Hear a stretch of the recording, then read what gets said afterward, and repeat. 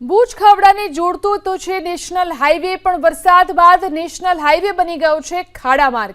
અહીંથી પસાર થતા તમને મંગળ ગ્રહની સપાટીનો અહેસાસ થશે।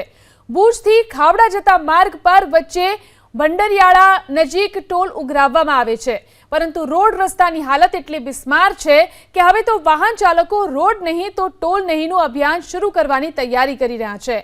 હાઈવે અતિ બિસ્માર છે અને અકસ્માતોની સંખ્યામાં પણ સતત વધારો થઈ રહ્યો છે।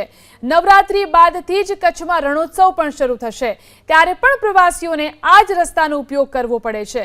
એટલું જ નહીં, આ જ રોડ પર એશિયાનો સૌથી મોટો સોલાર પ્લાન્ટ પણ છે। આ તરફ ખાવડાથી દરરોજ હજારોની સંખ્યામાં વિદ્યાર્થીઓ અને નોકરિયાતો ભુજ આવે છે। હાઈવે પરના ખાડા લોકોની કમર તોડી રહ્યા છે, પરંતુ નિર્ધારિત સમયમાં પહોંચવું પણ મુશ્કેલ થઈ રહ્યું છે। કેટલાક વાહન ચાલકોએ તો ત્યાં સુધીનો દાવો કર્યો કે હાઈવે ઉપર રોડ તો શોધવો પડે તેવી સ્થિતિ છે।